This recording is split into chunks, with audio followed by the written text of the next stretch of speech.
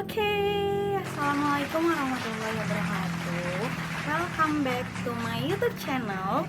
Ya, jadi buat teman-teman yang baru nemuin channel YouTube aku, mungkin boleh dibantu subscribe. Buat subscriber yang lama mungkin udah tahu ya, kadang random pembahasannya. Oke, jadi hari ini di hari yang di luar kelihatan cerah gitu. Oke, jadi aku pengen ngobrolin terkait pengalaman lolos Banlit. Ya, sebelum lanjut, kucingku guys, sorry. Ya, jadi Banlit itu adalah bantuan penelitian dari Bank Indonesia. Jadi diperuntukkan cuman untuk S1 aja ya, tapi buat sarjana S2 dan juga S3, cuman dengan skala hadiah yang berbeda-beda.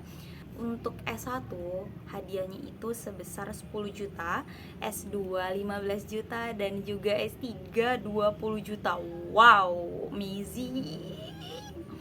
Ya, jadi kebetulan aku kemarin ikut yang S1 ya, karena aku belum S2. Ya, jadi ketika kuliah aku mengambil jurusan ekonomi pembangunan di salah satu universitas negeri di Yogyakarta. Ya, dan aku kebetulan pengen banget untuk gimana sih caranya ketika aku skripsian tapi dibayar juga nih, kayak gitu ya. Maksudnya anak ekonomi ya guys gitu, gimana caranya apa yang kita lakukan itu menghasilkan uang. Aku mikirnya waktu itu kayak gitu. Terus malam-malam aku cari searching lah gitu, kira-kira gimana sih caranya supaya skripsi bisa dibayar. Nah, rupanya di situ nongol artikel, salah satu artikel yang menyatakan kalau Bank Indonesia itu pernah punya program untuk pendanaan skripsi, cuman di tahun berapa aku lupa, itu sudah dihentikan. Nah, jadi kayak aku cari tahu deh kalau misalnya dari Bank Indonesia ciri-ciri skripsi yang harus didana ini yang gimana. Nemu satu artikel yang menunjukkan kalau Bank Indonesia pernah nih ngasih pendanaan skripsi untuk mahasiswa atau mahasiswa yang sedang buat skripsi, tesis atau disertasi, tapi di tahun berapa itu sudah terhenti. Nah, programnya itu nggak berlanjut gitu. Cuman kayak aku mikirnya ya udahlah, it's okay, mana tahu nanti di tahun depan tetap ada lagi kayak gitu ya. Memang nggak jauh beda dari yang diminta oleh Bank Indonesia. Nah, ternyata ketika udah sampai ke proposal, udah sampai bab 3 nih gitu, udah sampai bab 3 itu aku alhamdulillahnya bisa menyelesaikan bab 3 di semester 6. Di semester 6 aku udah selesai bab 3. Masuk ke semester 7 itu bener-bener fokus gitu, fokus kami disuruh buat skripsi yang memang nantinya pengen dilanjutin di semester 7. Soalnya kan ngambil skripsi itu di semester 7. Terus dosenku bilang lebih baik buat judul yang kayak gini. Nah, aku ngambil salah satu konsentrasi moneter yang memang berfokus pada nilai tukar rupiah. Nah, itu juga relate sama, singkat ceritanya dosenku bilang ke aku gitu, hari ini ada pendanaan nih dari Bank Indonesia buat skripsi yang memang mau diajuin kayak gitu, ibu saranin kamu ikut aja deh gitu. Aku di situ kan what gitu, kok seperti yang aku inginkan sekali nih kayak gitu. Terus dari situ bab 1, 2, 3 aku difokusin bener-bener direvisi total, karena di awal semester 7 itu proposal harus masuk ke Bank Indonesia kayak gitu. Udah masuk ke Bank Indonesia, setelah itu tapi harus ada persetujuan dari dosen kebank sentralan, kaprodi, dan ada beberapa persyaratannya. Nanti di part selanjutnya aku bakal jelasin persyaratannya apa aja. Jadi sini aku fokus untuk cerita pengalaman ke teman-teman semua. Singkat ceritanya, alhamdulillah dari banyaknya yang daftar di universitasku, 4 dari jurusanku dan 1 lagi dari jurusan tetangga kayak gitu. Jadi di situ kayak, hah, kok bisa sih? Emang wah gila, keren banget aku mikirnya gitu, karena 10 juta coy gitu. Jadi sebenarnya back to sebelum aku lolos di Banlit ini, aku udah sering ikut, kalau teman-teman tahu itu PKM, program kreativitas mahasiswa. Aku udah ikut 3 kali PKM, ternyata nggak ada yang lolos. Sampai aku mikirnya gini deh, dosenku bener-bener percaya banget sama aku gitu, bener-bener ngerasa kalau aku nih bisa banget gitu. Kalau di semester pertama, di tahun pertama aku ikut program PKM ini, aku nggak lolos, aku masih it's okay, aku masih maba nih gitu, masih baru, masih pertama kali coba juga, jadi nggak lulus juga it's okay kayak gitu. Terus di tahun kedua aku mulai memberanikan diri untuk buat program pelatihannya di jurusanku sama teman-teman himpunanku gitu. Gimana caranya dari jurusan kami itu bisa ngasih jebolan-jebolan untuk lulus ke PKM seperti itu. Dan alhamdulillahnya di tahun kedua ini dari jurusanku juga ada yang lolos, tapi alhasil aku nggak lolos kayak gitu. Di sini udah mulai kayak, kok aku nggak lolos sih kayak gitu, kok bisa gitu. Nah, di tahun ketiga aku mulai memperbaiki diri lagi, bener-bener gimana caranya aku bisa lolos, sedangkan orang yang nanya saran ke aku aja lolos, kenapa aku enggak, kayak gitu. Jadi kayak sedih dong kayak gitu. Nah, di tahun ketiga ini bener-bener support sistem dari dosenku ini bener-bener luar biasa. Nggak tahu sih sesayang itu sama Ibu Tias. Gila, Bu Tias itu salah satu dosen yang bener-bener support sistemnya ke aku itu luar biasa. Dia selalu percaya sama aku kalau aku bisa, walaupun aku gagal berkali-kali gitu. Pada akhirnya aku di tahun ketiga ini bener-bener mau ketemu sama dosenku ini aja aku malu untuk nunjukin muka aku. Aku ngerasa astaga gitu, karena namaku tuh udah kayak dibangga-banggakan ke adik tingkatan gitu. Tuh kalian lihat Kak Arini segala macem, tapi ternyata aku nggak bisa kasih hasil yang maksimal kayak gitu. Aku nggak bisa buktiin kalau misalnya omongan dosenku itu benar gitu. Jadi sampai ketemu, kalau ketemu kayak mau papasan, aku gimana caranya cari jalan lain supaya aku nggak papasan sama dosen aku ini gitu. Jadi beberapa bulan kemudian itulah baru ada informasi Banlit itu. Terus ketemu lagi nih sama dosen aku yang selalu support aku ini gitu.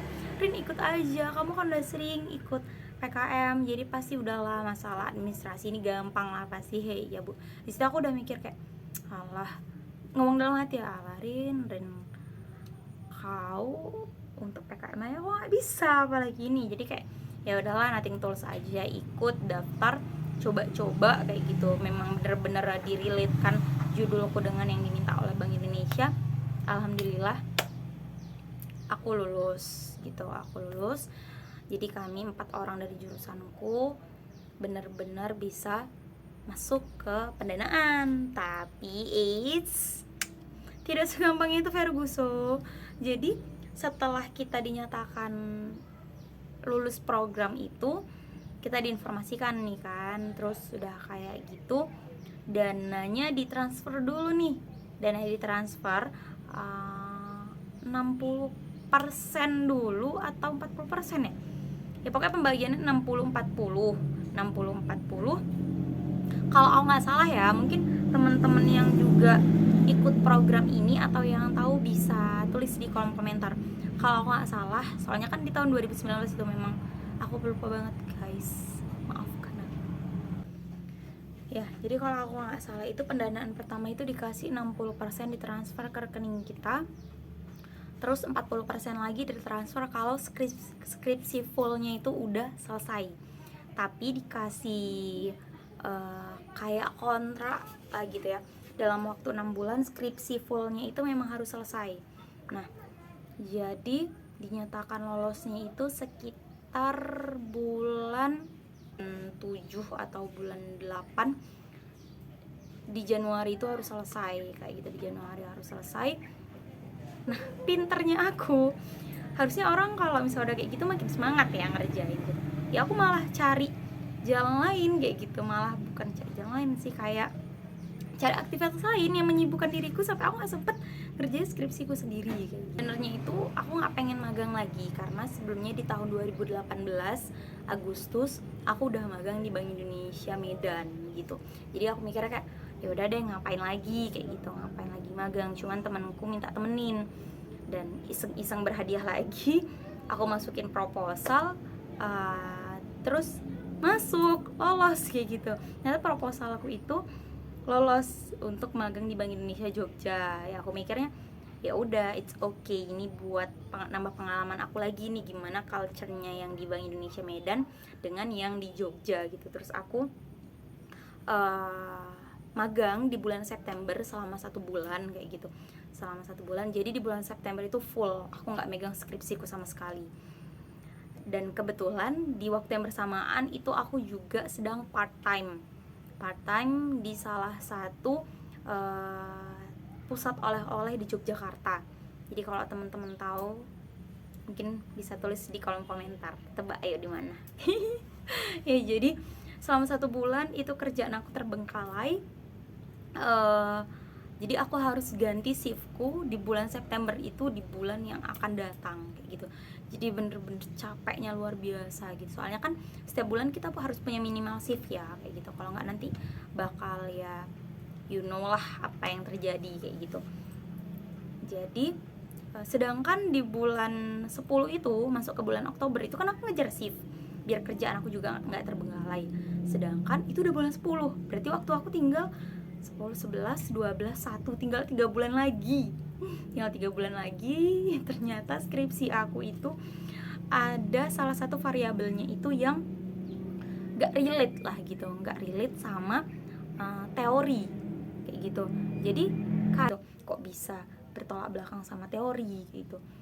Jadi alhasil di situ aku harus benar-benar ngerombak ulang skripsiku dari bab 1 sampai bab 4-nya kayak gitu.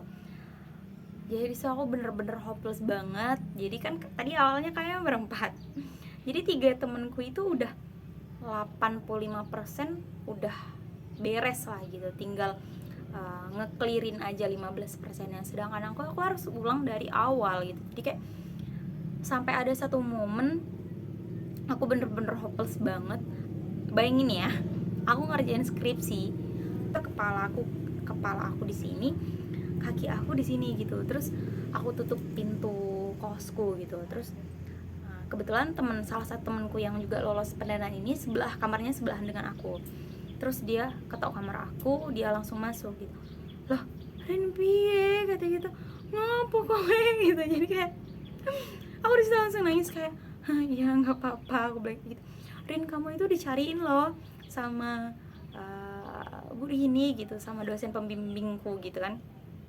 Kamu kenapa udah beberapa minggu ini enggak bimbingan?" katanya kayak gitu. Terus aku bilang, "Aku bingung, skripsiku udah berantakan semua gitu. Kayaknya ya udah aku bakal nggak nyelesain ini gitu." Jadi bener-bener kayak aku nggak bisa ngejar kayak gitu. Soalnya disitulah aku magang, disitulah aku salah sendiri sih emang. Aku magang, aku part time, terus itu ditambah lagi dengan skripsi gitu. Terus temanku bilang nggak apa-apa, kata gitu, coba aja kamu datengin. Ternyata temanku ini ngadus ke dosenku, "Bu, si hari ini nangis kerja skripsinya, dia buntu karena gara-gara ini." Terus ketika aku besokannya memberanikan diri untuk ya udah deh aku bimbingan nih gitu, biar ada jalan keluar aja deh gitu. Terus dosenku bilang, "Hari ini gimana pun ibu bakal tetap nge-CC untuk kamu sidang di Januari 2020," kata gitu. "Tapi coba bener-bener dipelajarin ulang, diulik lagi kenapa ini kayak gini gitu. Ibu bakalan tetap tanda tanganin skripsimu kok," katanya gitu. "Cuman memang jangan sampai skripsimu beresiko," katanya gitu. Di situ aku juga jadi punya beban yang berat lagi kayak gitu. Kenapa ya kok bisa kayak gini gitu. Padahal aku udah ngerjain dari semester 6 kayak gitu. Cuman memang ada beberapa bulan aku tinggal gara-gara ya itu gitu kan. Terus tuh udah kayak gitu, aku bilang lagi nih aku ngadu ke dosen pembimbingku yang satu lagi gitu. Aku curhat, "Ibu, ini mentok kayak gini. Terus aku dicariin buku sama ibu ya. Bukunya tebelnya segini dan itu bahasa Inggris semua kayak gitu. Kayak what the hell gitu. Jadi aku dipinjemin buku dengan tebelnya segitu. Jadi aku cari buka bukunya dengan clue aja, ECM kayak gitu. Selebihnya translate boy gitu. Jadi singkat ceritanya, alhamdulillah skripsi aku menemukan jalan keluarnya.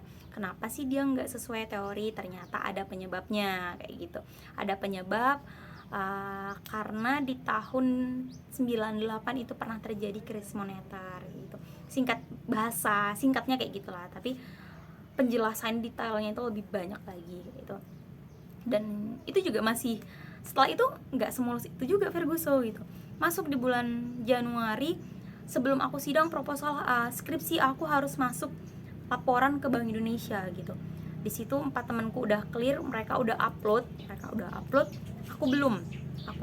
Terus sampai ketua timku bilang hari ini upload jam 12 siang maksimal, oke gitu. Dan itu ada beberapa yang belum aku revisi. Terus sampai temenku, bayangin ya, temenku bener-bener dia ngechat aku dari jam 11, hari ini 1 jam lagi, hari ini setengah jam lagi, hari ini 15 menit lagi, hari ini 14 menit lagi, sampai di detik pertama dia masih ngechat aku, hari ini waktunya habis, dia bilang kayak gitu. Terus aku di situ baru balas chat dia, sorry ya, aku baru mau upload. Itu aku telat 15 menit untuk upload, lewat jam 12 lewat 15 aku baru upload gitu. Lah ini gimana ya, aku nggak tahu ya Rin, katanya setelah ini aku udah nggak bisa bantu lagi. Jadi kalau misalnya memang bisa masuk alhamdulillah, tapi kalau nggak ya udah nggak apa-apa ya. Di situ aku udah kayak ya udah deh nggak apa-apa kayak gitu, yang penting aku udah melakukan yang maksimal, udah berusaha maksimal nih untuk ngerjain skripsiku kayak gitu. Jadi singkat ceritanya alhamdulillah ya udah nggak ada masalah ternyata kayak gitu. Setelah itu untuk pendanaan yang kedua kami ditransfer, terus aku sidang, terus lulus. Wow. Seperti itu. Jadi benar-benar pengalaman ketika jadi mahasiswa itu penting sih kayak gitu. Jangan cuman kuliah pulang, it's okay kamu mau ngapain kayak gitu, mau kamu sambil kerja, mau kamu struggling bergelut sama dunia organisasi kamu, mau kamu coba ikut lomba atau ngapain, terserah, asalkan jangan kuliah mentok pulang, nggak usah. Daripada, kalau aku boleh milih kayak gitu, kalau ada pilihan IPK tinggi tapi nggak punya pengalaman dibandingkan IPK biasa aja tapi pengalamannya luar biasa, aku lebih milih yang IPK biasa aja tapi pengalaman luar biasa. Tapi gimana caranya teman-teman semua bisa seimbang nih antara pengalaman dengan IPK? Jadi istilahnya kan IPK itu jadi gerbang kita ya, jadi gerbang pintu kita untuk masuk ke suatu tempat gitu. Nah untuk jadi buat teman-teman semua yang memang sedang mencari pendanaan skripsi atau beasiswa skripsi atau apapun lah gitu, perlombaan untuk skripsi segala macem, mungkin teman-teman yang dari jurusan ekonomi, akuntansi, perbankan syariah, statistika kalau nggak salah, itu bisa banget ikuti program Banlit ini karena bener-bener sangat recommended gitu. Jadi alhamdulillahnya dari uang yang aku dapetin itu bisa aku pergunakan untuk ongkos pulang pergi Sumatera Utara ke Jogja untuk orang tuaku datang ke wisudaan aku kayak gitu. Walaupun pada akhirnya terkendala karena COVID, tapi it's okay, seenggaknya aku bisa nih kayak gitu. Jadi buat teman-teman semua, semangat pejuang skripsi, tesis atau disertasi, kalian luar biasa, lumayan banget loh. Untuk S1-nya 10 juta, S2-nya 15 juta, dan S3-nya 20 juta. Kayak istilahnya untuk nambah-nambah uang jajan deh kayak gitu. Walaupun sebenarnya kalau dihitung-hitung ya untuk kita buat skripsi, tesis atau disertasi pasti lebih dari itu. Cuman tetap disyukurin karena banyak orang yang memang pusing nih nyari uang untuk skripsinya dari mana. Jadi buat teman-teman yang pengen memaksimalkan potensinya dan coba program ini, itu sangat recommended. Semangat buat semuanya. Mungkin di part selanjutnya nanti aku bakal bahas terkait persyaratan, cara dan sistematikanya itu gimana, oke? Ya, nanti aku juga bakal spill poster Banlit di tahun 2022 karena posternya itu udah rilis dan akhir upload itu aku cek dulu bulan 31 Oktober 2022. Jadi ini masih bulan 3, 4, 5, 6, 7, 8, 9, 10. Masih ada 7 bulan lagi buat teman-teman persiapkan program ini. Nah, nanti buat teman-teman yang pengen tanya-tanya lebih detailnya lagi terkait Banlit itu gimana, mungkin bisa DM aja ke Instagram aku hdy.arini ya. Nanti aku bakal bales insya Allah. Oke, semangat, bye bye.